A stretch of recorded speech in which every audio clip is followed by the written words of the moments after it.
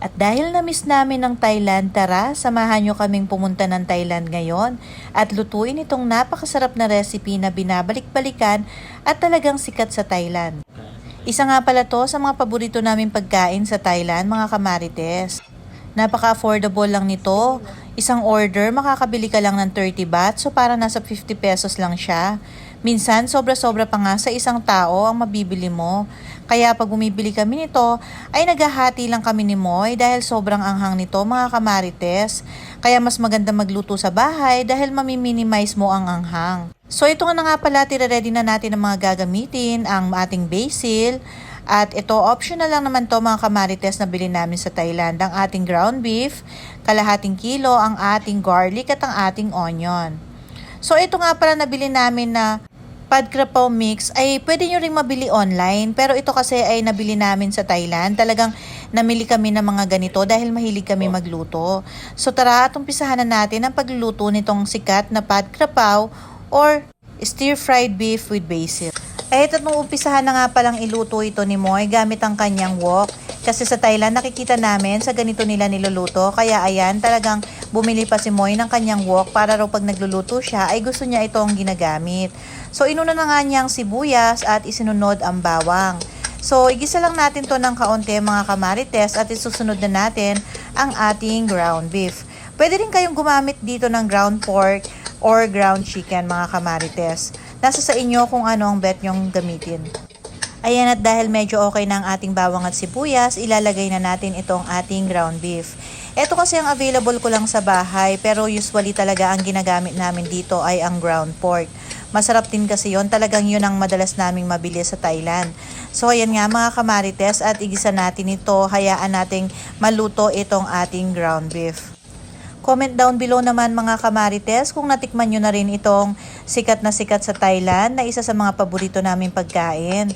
Dahil kung natry nyo na to at nagustuhan nyo, itry nyo na rin lutuin dahil napakadaling lutuin ito mga kamarites. Kahit naman wala kayong pad krapaw mix ay pwedeng nyong lutuin yan mga kamarites. Ito ay nilagyan ng talaga namin dahil nakabili naman kami nito. 2 tablespoon nga pala ang inilagay namin dito. Basta mahalaga lang naman dyan ay meron tayong basil.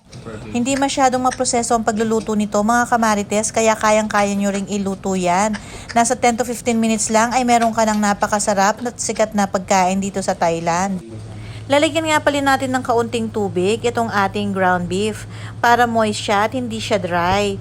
Kasi mag-evaporate naman yan mamaya mga kamarites. Lagyan na rin natin ng kaunting patis, siguro mga 2 tablespoon lang ng patis. Ayan, ihalo na natin at syempre pamintang durog. Lalagyan na rin natin to ng 1 tablespoon ng sugar para pampabalance ng lasa.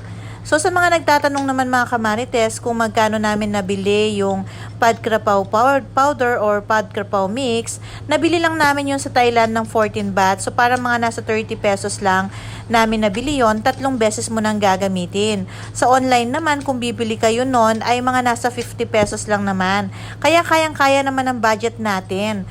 Ayan, nilagyan na nga rin pala namin ng chili garlic na niluto din ni Moy. Masarap kasi to pag maanghang talaga, ganyan talaga yan. Pero sa Thailand mga kamarites, grabe, sobrang anghang yan. So yan nga, at nakita nyo naman mga kamarites, nag-evaporate na yung water. Ang ganda ng itsura niya, moist siya, hindi siya dry. Isusunod na nating ilalagay niyan yung ating basil. Eto nga pala yung basil na nabibili natin dito. Pero sa Thailand talaga, ang gamit talaga nila ay yung Thai basil or holy basil mga kamarites. So ayan, at ganyan lang karami ang nilagay naming basil dito sa 500 grams na ground beef.